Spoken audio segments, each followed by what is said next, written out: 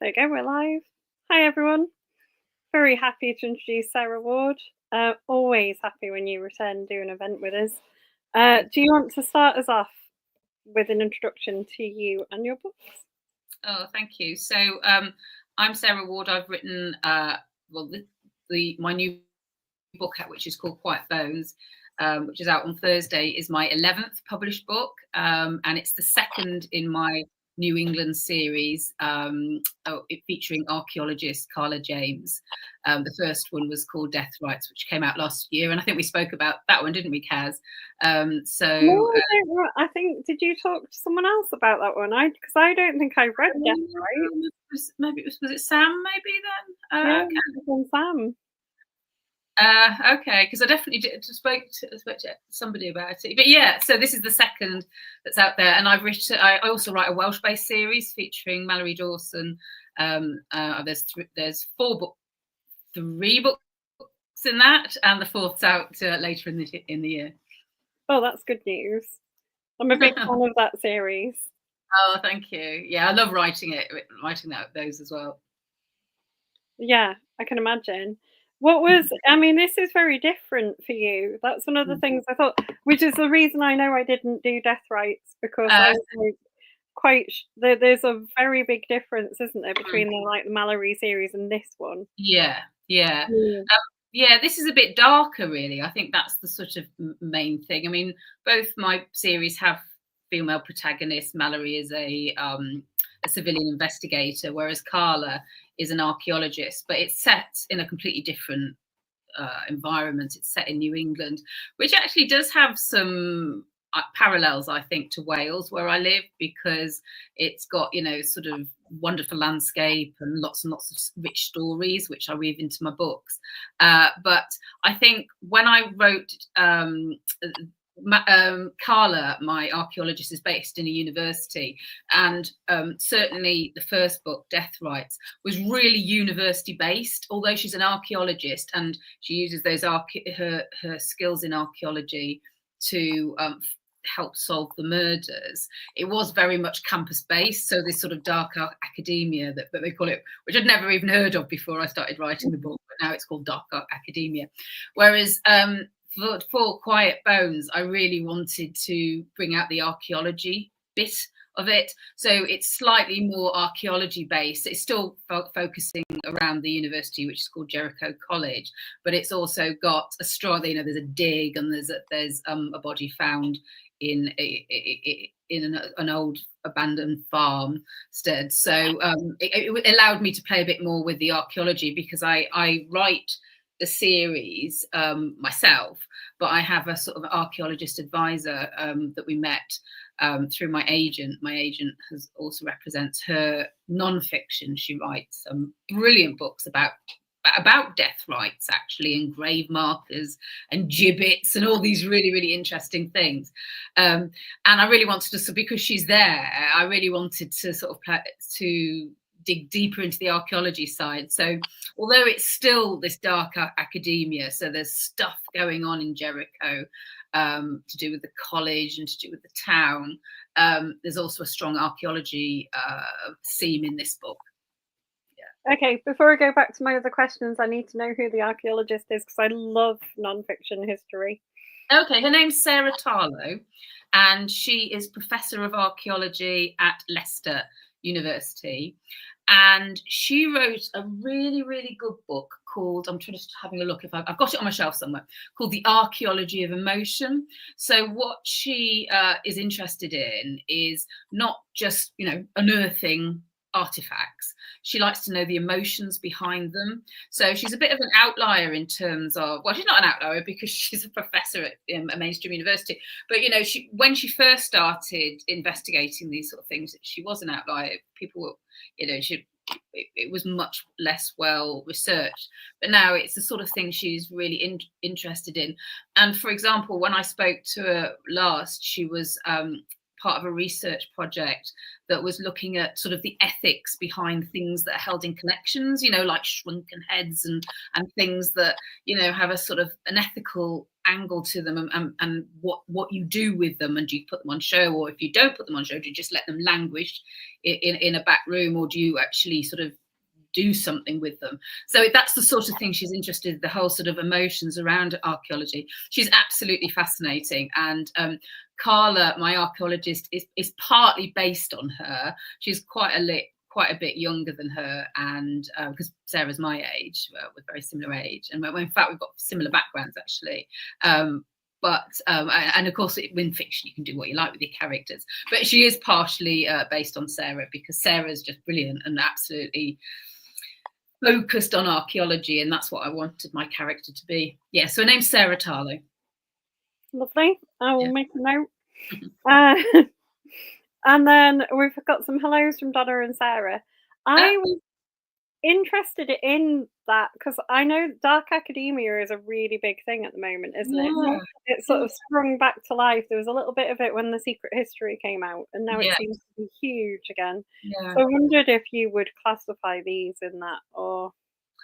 Well, I only heard the term maybe like a year ago. So about the time Death Rights came out, I heard, oh, I love dark academia, and I was like, yeah, that's great, because I can understand what dark is and what academia is. So I do see how it fits in there, but I just had never heard of it. It's not like Gothic or something where when I wrote my Gothic thriller, The Quickening, I knew that.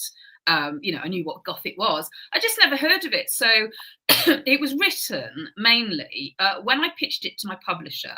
I wanted to write a series. So most of my series that I've written, so I've had one series set in the Peak District and one set in Wales. Both of those started off as standalones.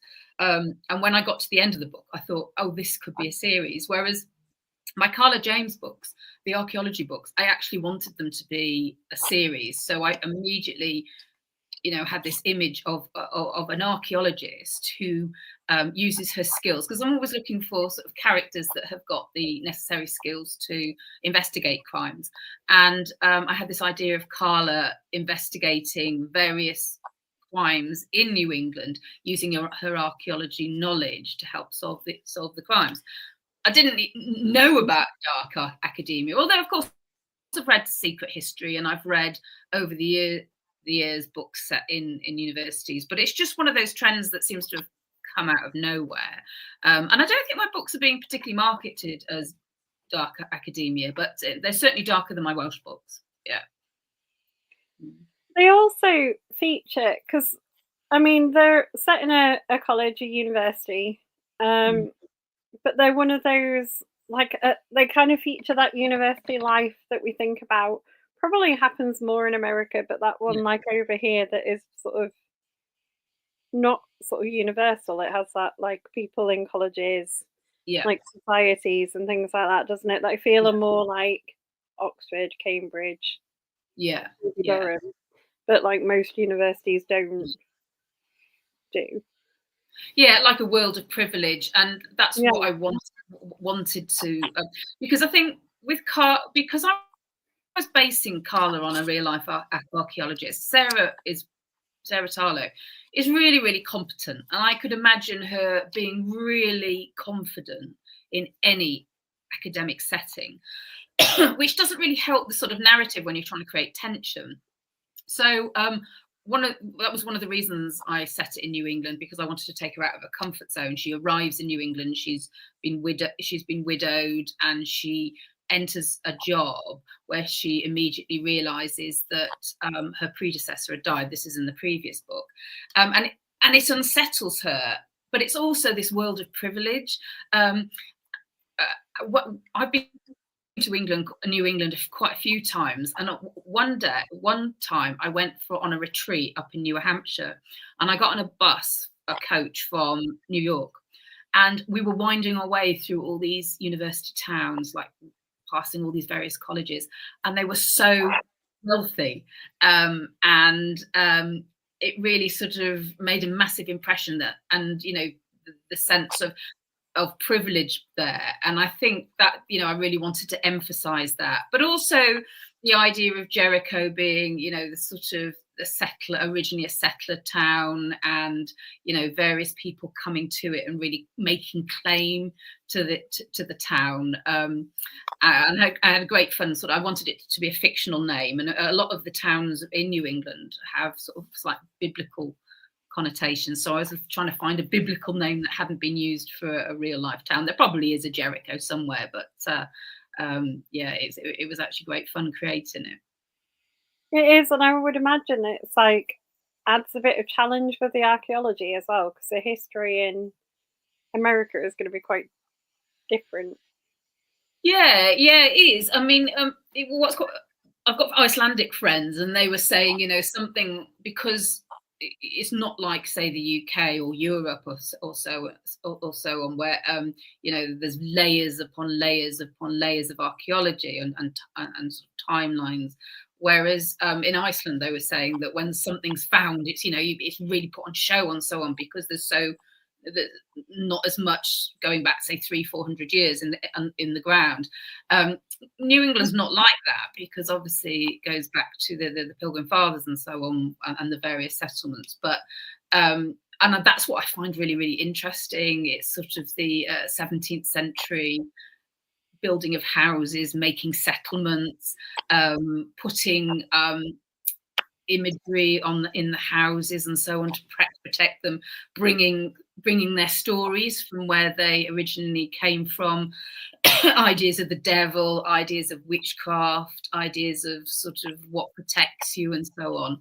And all these stories, a lot of them came from Europe. So, if I find something that's Welsh and it's interesting, I don't necessarily need to put it in my Welsh books. I can take it to New England. So, for example, I'm really interested in ritual house protection. These are things that you put in houses to protect yourself from evil spirits. And here in my house, I've got a witch bottle, which is filled with things that repel people, evil spirits and so on, and various marks and so on that people put in buildings.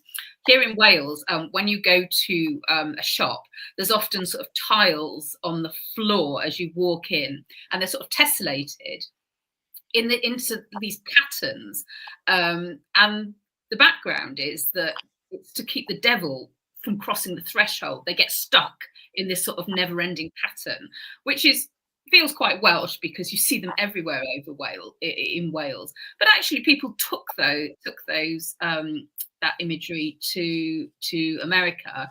My family in Wales, in Carmarthenshire, which is my next county, I'm in Ceredigion, they went over on a ship to California and joined the Mormon congregation eventually in Salt Lake City.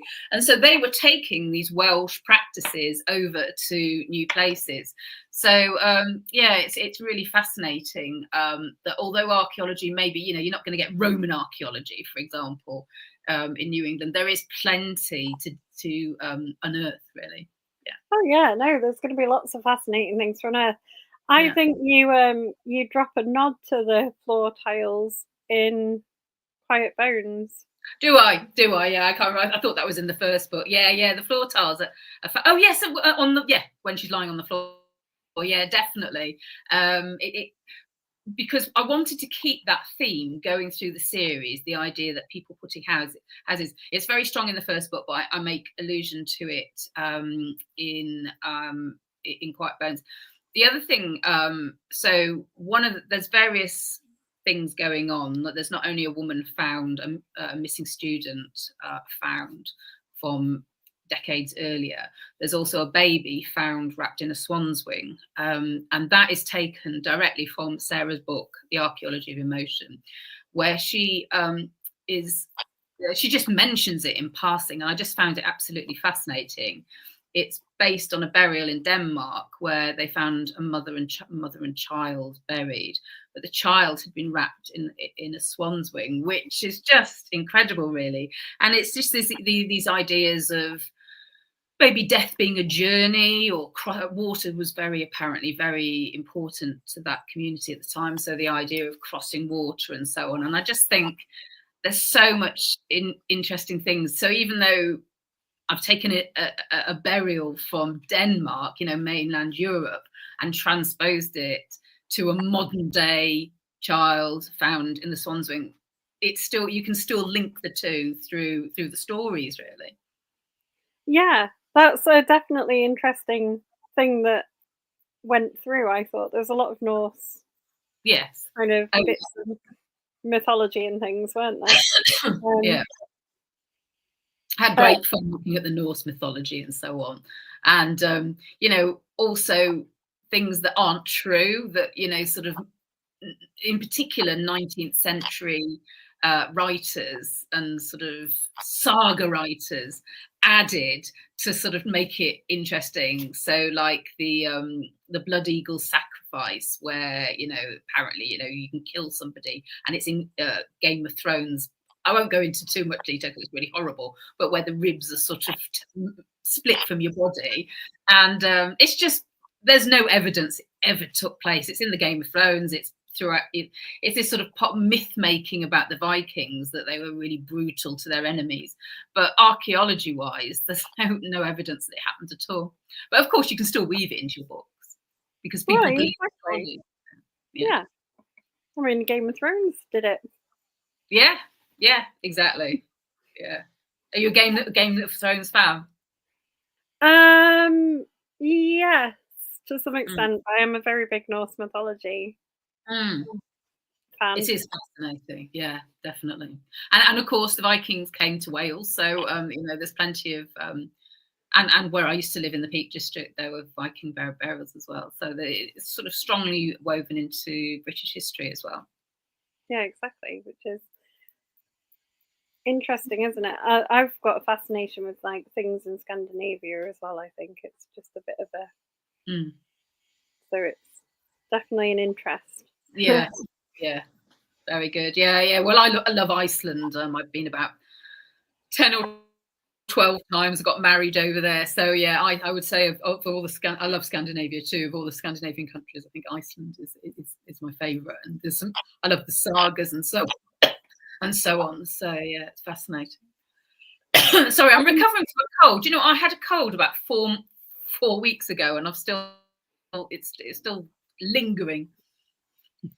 I think Iceland's the like most special one, isn't it, of the Scandinavian countries, because it feels so unearthly. Yeah. It does, and I just love the landscape.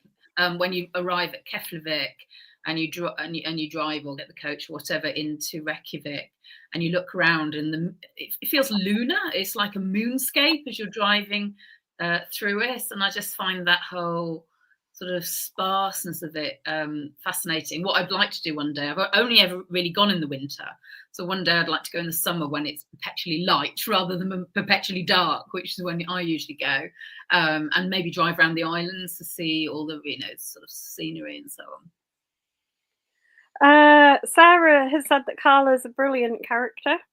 Oh, brilliant! That's nice. Oh, that's. I'm glad you like her. I think there's an extension out there as well, though, because Carla's brilliant, but there were like other people involved, like the pathologist. Erin, yeah. Oh yeah, she was great. I thought they were like quite a good sort of wider. I mean, that's very common in your books, like a good kind of wider. So thank you. Characters. Yeah. Well, I wanted Carla to have a mentor, really, because you know, you can't just arrive in a country and start a new job and immediately start solving crimes. It just wouldn't work, really. So I needed to find a way that Carla is actually invited into investigations, which in Death Rights, Erin, her mentor, asks her to come in and help her. And that sort of then gets her into the sort of view of the police. But I also like this idea of women working together. I mean, a lot of sort of investigators, you have a sort of male-female dynamic, but I wanted in this series, and I've got that's what I've got in my Welsh books, but in this series I wanted female, sort of two women, both professionals in their different way. I made a bit of a rod for my own back, because obviously I'm having to do loads and loads of archaeology research, although Sarah's around, I pick her brains every day. So most of the time I'm doing the research, and then I send her the manuscript and say, I'm sorry if I've got this completely wrong, but can you just change what, just let me know what I've gone wrong. And then of course I create a pathologist, and that's a huge amount of work, of research, because I don't know anything about pathology as well, but there are quite a lot of memoirs out there. Lots of pathologists have written about what they do, men and women in this country, but also in the States, because it obviously slightly different. Not so much the autopsy procedure, but the sort of chain of command and how it feeds into a police investigation. So I need to do quite a lot of research about that in the US. But I find it absolutely fascinating, because these people do such interesting work, and makes a massive contribution to society, that I absolutely love doing the research around it. And having a strong woman in a kind of science profession is something that can only be approved of. Yeah, of course. And in fact, archaeology is considered to be like a science. Most archaeologists consider themselves to be scientists. I mean, I guess it's a social science or whatever, but it's certainly very scientific based, more so now than any other time, with all the sort of apps and the various programs they use. But most archaeologists I've met consider themselves to be scientists as well. So really, I've got two scientists, haven't I, investigating crime. But like extending the women in STEM thing as well. It's brilliant. Yeah. It is fascinating. I hated science at school, and it was partly down to, I don't want to blame the teachers, but it was just presented as something not very interesting. And I dropped it as soon as I could. I stayed with chemistry because I was told, you've got to have one science for your O levels back in the day when you did O levels. But having done loads and loads of research around science now, I really wish I'd done it, because I just find it really, really interesting. So it's a shame, but hopefully with teachers like yourself, Kaz, people, more women are getting into science now. We have to hope. I hated science at school. Did you? Oh, that's interesting. Yeah. So why did you decide to teach it? I didn't really. I didn't do very well at school, and then I just decided the only thing I really understood when I was at school was genetics, when we did it in science. Yeah. And I really got it, and I thought it was really interesting. And then there were lots of other reasons, but I decided I wanted to study that. Right.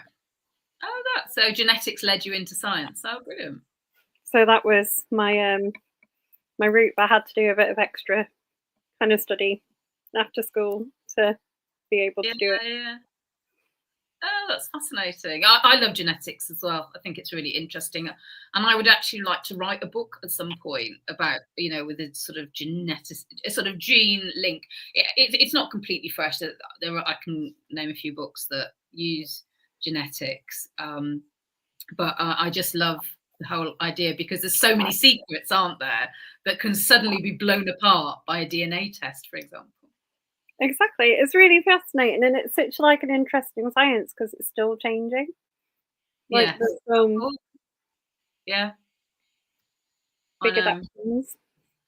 Yeah, because I've been sort of over the years reading about DNA, and I remember, I think it was only about 2009, so it wasn't that long ago.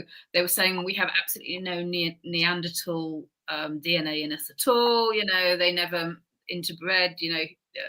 Homo sapiens and Neanderthals never interbred, and so on. And that's just been blown completely out of the water now. And I just find it must be really interesting to work in an area that's constantly changing. Yeah, frustrating, I guess, as well, because things are always changing. But yeah, it's interesting. So where is Carla going to go next? Because I feel like she's in it. You've almost got a Midsummer Murders problem. She's only in a small town. Yeah. Well, it's true generally. I mean, in Wales, we don't have huge numbers of murder here. So, and neither did we really in the Peak District, although you probably could get away with it a bit more in the Peak District, my first series, because it was near the major cities, Manchester, Sheffield, and so on. So in Wales, when I, have these murders, I think, you can just about get away with it because geographically it's a wider area. Whereas Jericho, my college town, is really small. But I'm writing the third book at the moment, and it's slightly different. This time, it's Carla 3. It's going to be called Grave Intent, and it involves a grave that's found. So I've moved the area even smaller. So I haven't widened it. I've actually made it smaller. But there's a whole mystery about something found in a grave. And I think that's what you can do when you're in sort of a very closed environment and you don't want to just go elsewhere. I mean, what I could do is take Carla on a dig to another part of the States, or bring her over to the UK and just do that. But I like the setting. I've sort of spent quite a lot of time creating the world, and I think it can throw up some other mysteries that allow Carla to sort of remain in situ and so on. Not that I wouldn't rule out moving her elsewhere. So yeah, so Carla stays in Jericho for book 3, and investigates something to do with a grave. So there's mysteries around that archaeologists can help with. I guess as well, the joy of it being a college town, I was just thinking this while you're saying it, is that you get a new influx every year, don't you, of like new students. So you can have new mysteries brought in with them, because they're going to come from all over. Exactly. Well, what I've done with book 3 is, with Grave Intent, what I've done is that she is on a summer school.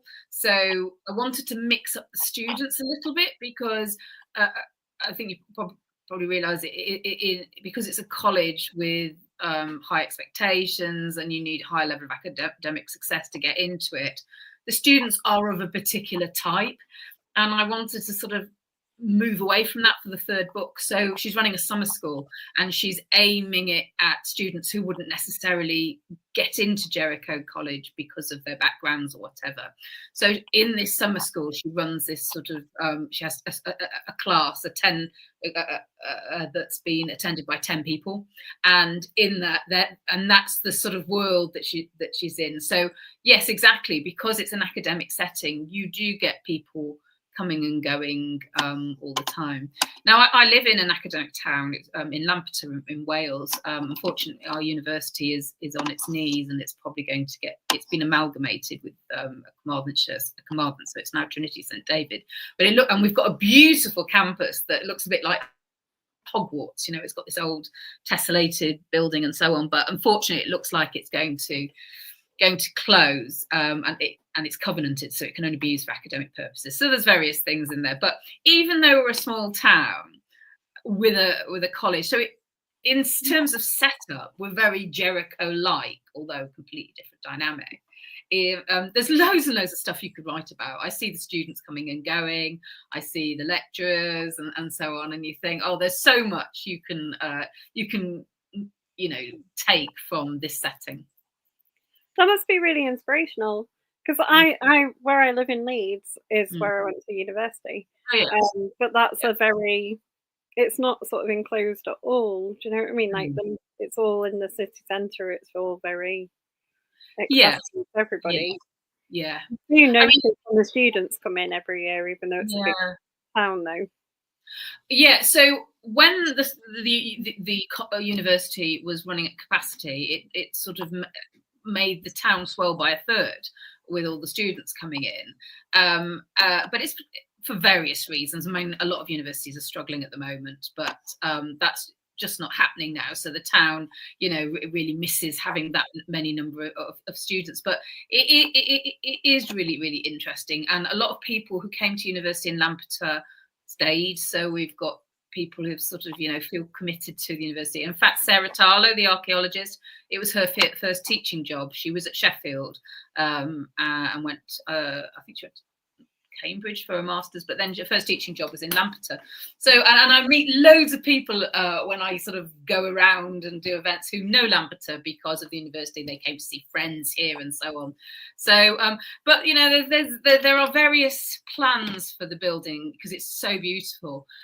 So I think it's going to have a new life as something else. And if what happens, it happens, it will be great. So, you know, it's just one of those things. But yeah, no, it's a completely, because I've taught for the Royal Literary Fund inside Sheffield University, which was really, really interesting because I was teaching bioscience students. So I was teaching, but not about science, I was teaching them writing or sort of helping them with their writing.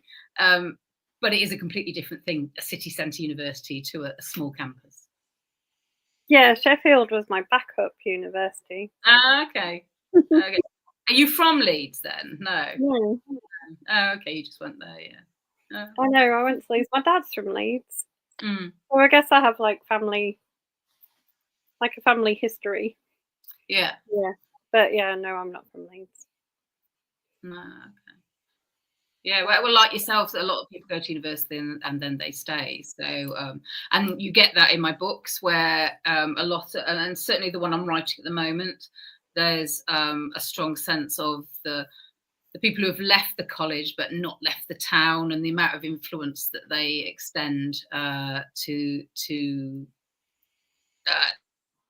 town life and college life.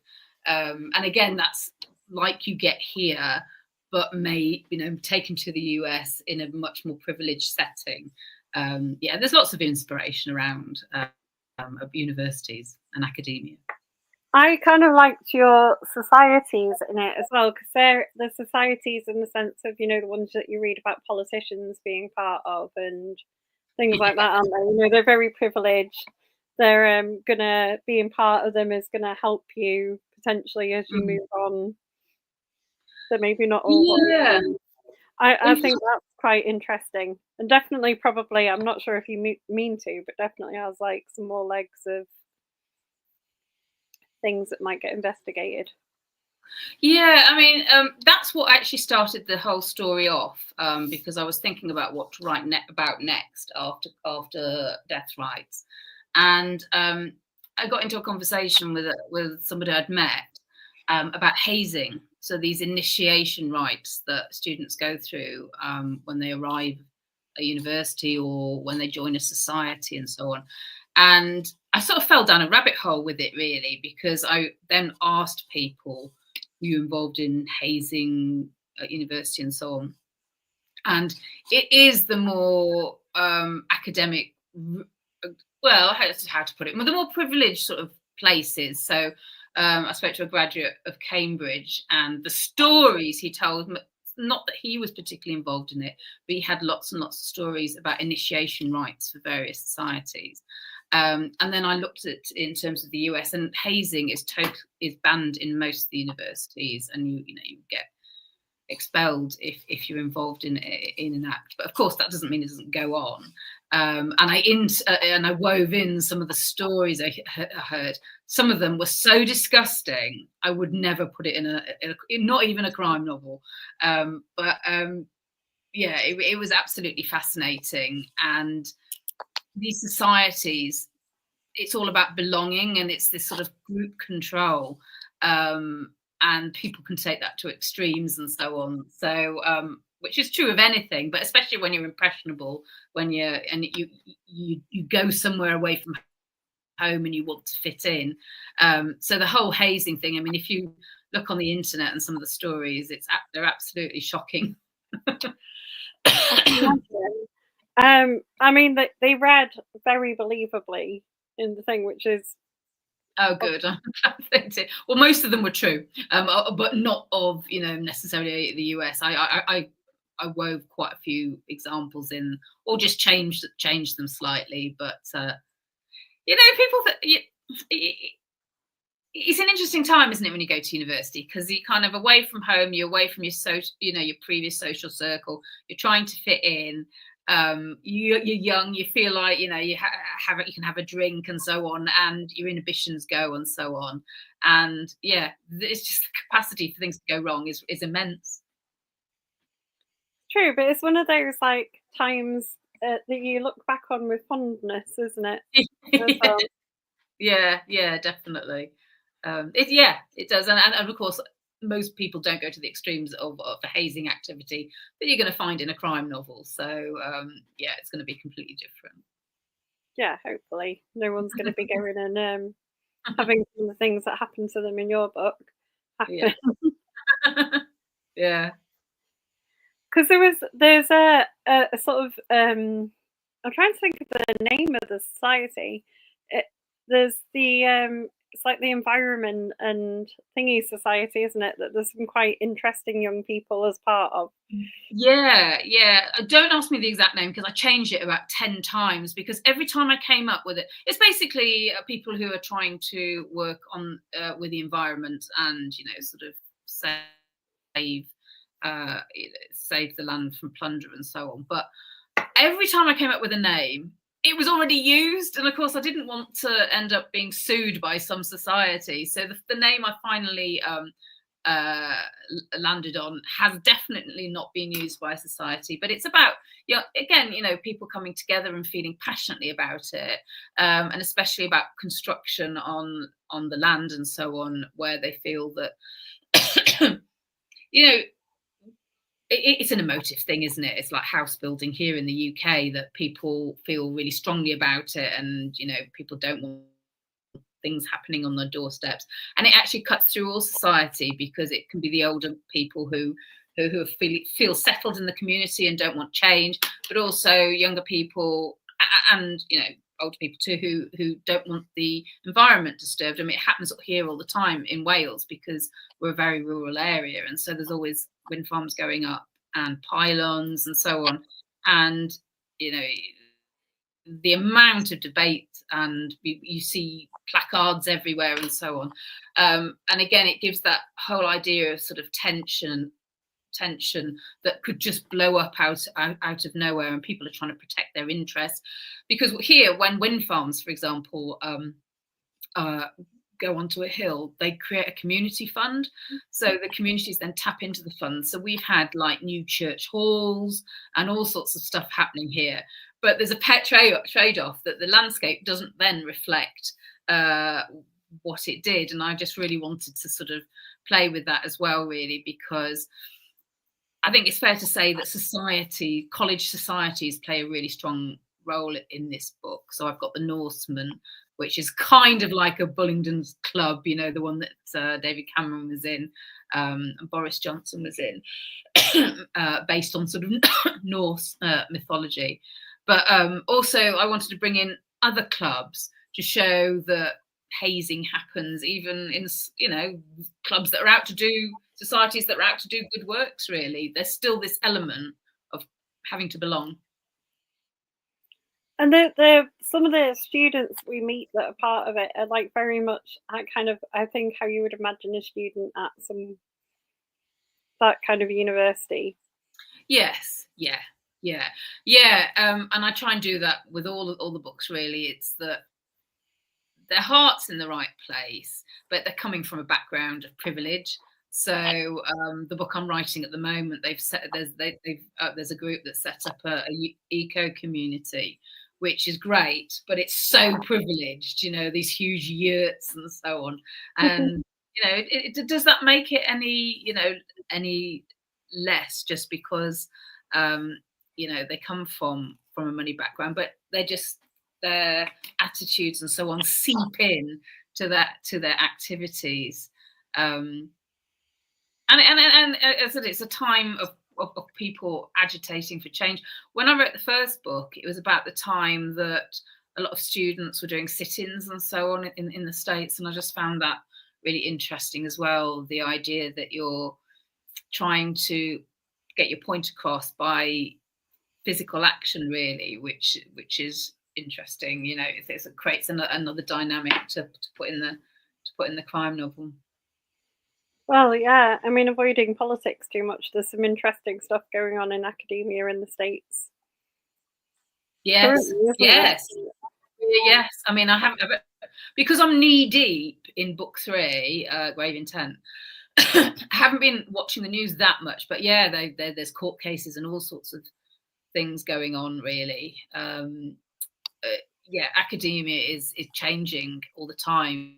So, these things aren't static. So I haven't worked in university for 2 years, and I'm really conscious about that because I'm sure it's changed since I was there, because I saw it pre-COVID, during COVID, when we were all just doing everything from home, and immediately post-COVID, where I was teaching students that just hadn't, they hadn't done their A levels. They never sat their A levels. Well, you'll know as a teacher, you'll know what it was like. And I'm conscious now that the world is moving on, and I haven't been in the university, and there's new dynamics about a new world order for example, in the States, and what universities are and aren't being allowed to do. So, I need to keep on top of that, because you can't have, your idea fixed. Like, I couldn't write a book about university when I was there, because it's completely different and everything changes. It's just like anything really that you write about. It's keeping on top of all the dynamics, really. But having said that, if a college is really, really privileged, all the things that they do to diversify still has this sort of centre of privilege, if that makes sense. They're bringing people into that privilege, and that's what it's really important to sort of keep, really. There's still a sense of, you're lucky to be here, and this is how things are done. The chance of being able to change that are actually, quite small. Which is a good point. I'm still mentally scarred from COVID time teaching. Yeah, I'm sure you are. I'm sure you are. It must have been a nightmare, teaching, and the students are as well. I mean, we were talking about this tonight, that nobody is the same, are we, post-COVID? So everyone's got a COVID story, and all our lives, are different. So, for example, I had cancer during COVID, so that's my story, and I meet people who've had cancer, but it's meeting people who've had cancer in COVID is very specific. Although bizarrely, Sarah Tarlow, my oncologist friend, had cancer during COVID. This is what we've had a similar sort of background, really. But everybody's got a story around COVID. And yeah, it was just a strange time. And I think I don't reread my books, but if I did, I can imagine my crime writing has changed, because the view of the world has changed, really, after COVID. See, I quite liked the idea of being at home with people, because I live with my husband and I like him, and I'm inherently antisocial most of the time. So that bit was fine. Staying home and things, but I'm just not very productive at working from home. Really? No. Yeah. I'm learning Welsh at the moment, and I was doing an online course last year, and it was a nightmare. Because I've learned other languages. When I lived in Greece, for 4 years, and I learned Greek. But I was with people, I was talking to them all the time, and going to classes and so on. That's definitely how I like to learn, rather than sit like this and learn a language. I feel it just doesn't work. But yeah. I mean, that's like being in Wales, though. Can you not practice little bits that you learn, or? Oh yeah. I can practice the bits. It's just the actual learning experience. I find I learn better in a class, really. And also, I find it. I don't know if you, when you were teaching, I find it really slow. They don't move as fast, because I think when you're in a classroom and the teacher can see everyone, they've got it, or that person over there's struggling a bit. So we'll move things along, but I'll keep an eye on that one. I don't think the teachers can do it so much online. So what you do is repeat stuff over and over again. And I think, come on, can we move on? And it's not because I'm brilliant or anything. It's just, I don't think she's realised that about 3/4 of the class have just got it. So I think that's the difference, really. I mean, I do some teaching of crime fiction, and during COVID, I taught online, and it was fine. But definitely, it doesn't replace classroom work. Definitely not. I think it was more the after bit, you know, when people were starting to go back because there were sort of lots of rules and you couldn't leave like a little box and you had to teach with a mask on and things like that. Those were the bits that were really Mm. hard to do. Yeah, I can imagine. I can imagine the students found it stressful as well. Yeah, definitely. You couldn't like wander Well, I'm around. not going to write a crime novel, I have to say. That's well and truly in my past. And I don't think other people are really. No, I think most people have avoided it, haven't they, in crime fiction? You've got the odd really like people who've tackled it head on, like Ellie Griffiths wrote a Yeah, she did. Yeah, they were wearing masks and everything, weren't they? Yeah. yeah, and it had all the like news, and you're reading it, going, "Oh yeah, I remember that happening." When COVID came, I'd written The Quickening, and it was set in the 1920s, and it was in the aftermath of obviously the First World War and also the Spanish flu epidemic. And what I was absolutely gobsmacked about when I was researching the book was that people didn't want to talk about the First World War after the war, and people didn't want to talk about the Spanish flu epidemic. They just wanted to move on. And I thought that's really, really strange, especially how the First World War has just gone through our society as a massive thing. How come in the years afterwards people just didn't want to talk about it? And of course, then we have COVID, and people don't want to talk about the COVID experience, really. True. Well, one of your things that you do online that I really enjoy is you often post what you're reading and ask what people are enjoying. So tell us what you've read and enjoyed recently. One of the best books I've read this year is by Fflur Dafydd, who's a Welsh writer, and it's called The House of Water. It's out in hardback at the moment with Hodder, and it's set in a sort of I think it's a fictional Welsh town, and a girl comes home and discovers her whole family has been killed and her house flooded, and that's it. That's basically the premise, and it's absolutely brilliant. So I've completely loved that. But I'm also reading. I'm one of the judges on the John Creasy Dagger, which is the dagger for the first published novel. So I'm reading loads and loads of stuff for that. I better not comment on it because they don't want to be. They've only just started coming in, but there's some really, really good stuff being published, and I'm really enjoying reading them. So I think they probably get loads and loads of submissions. It's my first year. I was previously a judge on the crime fiction translated dagger, so I was reading a lot of translated crime fiction.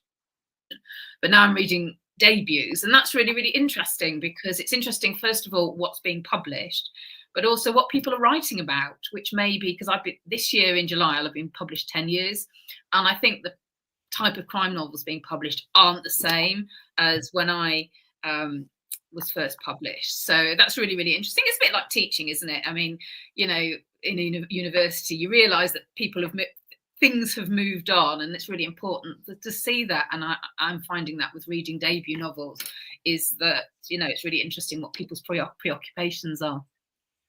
I have read a couple of the John Creasy Award. I think the shortlist is out, isn't it? And I think I've read a couple of them that are on there. And so that's for last year. Yeah, that's for last year when I wasn't a judge. So I'm starting reading for the coming year. So okay. Well, the one for last year has some for this year's award. Yeah, it's got some really good books on it. Oh, that's good to hear. The ones I've read, I really enjoyed. I've not read all of them, but there's 2 on there, and one of them's on my 10 favourite books of last year. Which one is it? Because I'm not. All the Sinners by Casey Massey. Okay. Is it a really good book, is it? Mm. Well, it's set sort of during the time that the Yorkshire Ripper was active in Leeds.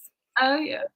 And I kind of thought that I didn't want to read anything about that because, especially if you live here, there are a lot of memories of that, and it's still quite raw in the community. There's still people who've were children of victims and things alive and around. So I was a bit hesitant when I started to read it, and it doesn't touch on that crime, but it does touch on how people are living.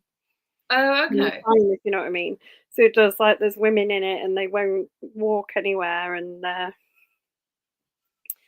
Oh yeah. But it's genuinely a really interesting book, and it was really, really good.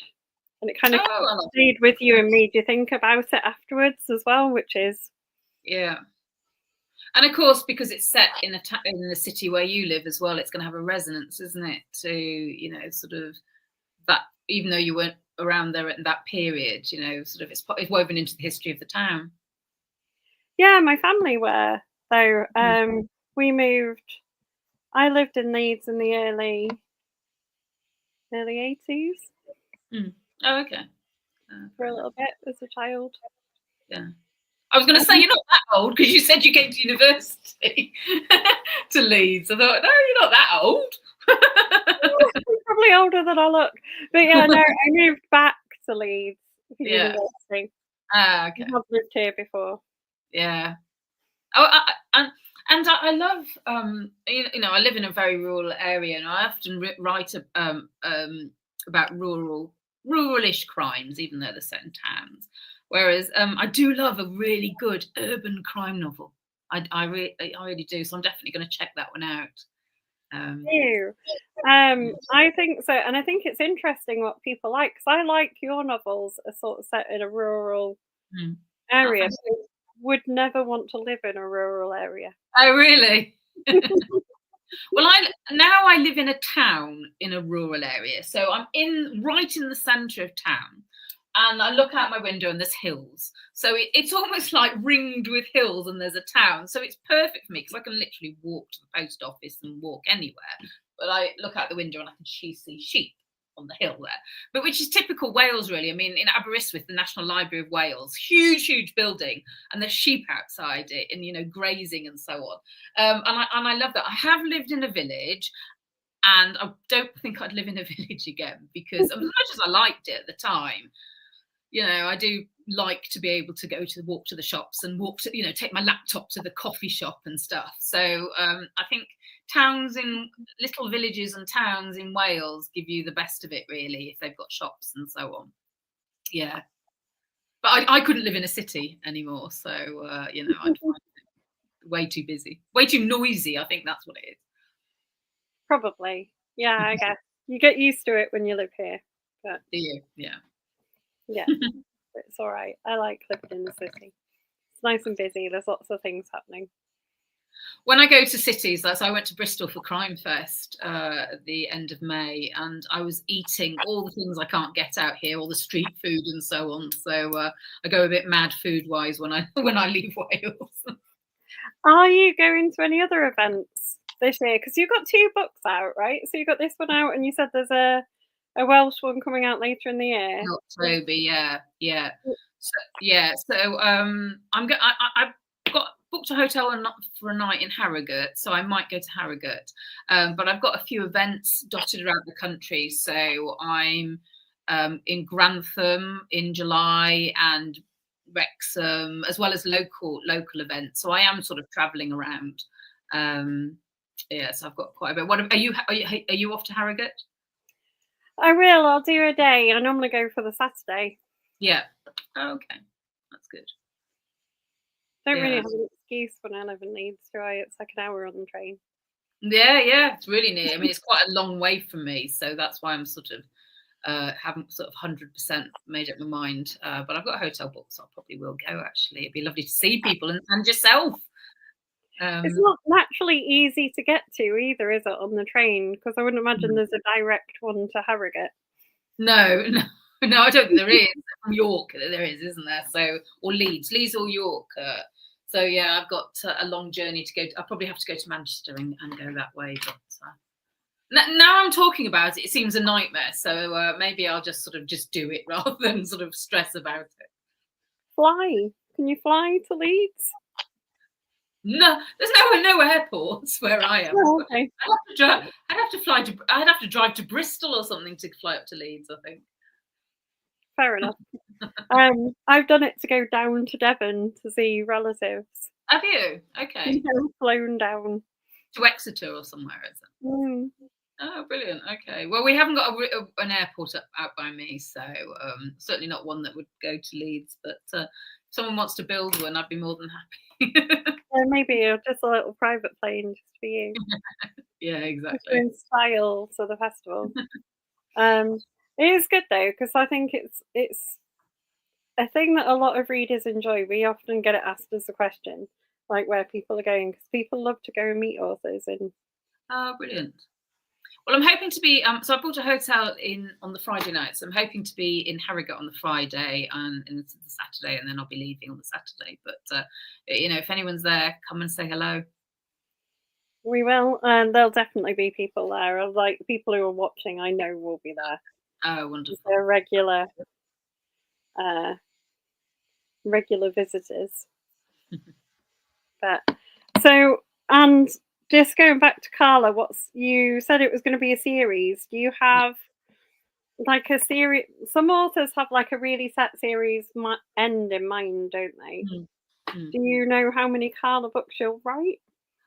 So I'm writing the third at the moment, and then we'll see really. So I need to come up with some ideas that going back to the Midsummer Murders sort of thing, where Carla, I can sustain Carla. So no, I don't have a set number. Similar to Mallory, my Welsh books, I don't have a set number. I've got one coming out in the autumn, and then I've got another one where I've already got the plot in my head, what I'm going to write. So there's always ideas, but yeah, just carry on with them. I don't have a set number, no. Good. Well, I like to hear that because it means I've got lots more fun things to read. Oh, thank you, Ken. I've been a fan since the Peak District books. Oh, lovely. Yeah, well, thank you. I mean, you've been a huge supporter. You and Sam and so on are interviewing me when books come out and so on. So it's always lovely. And it's always lovely to talk about books with people who've read the previous ones because, it adds a different dimension to the interviews and so on. Yeah, I guess more knowledge of the story. Yeah, exactly. Yeah, exactly.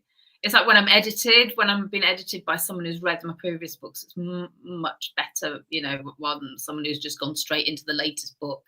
Because it's the backstory that really matters in a series as well, isn't it?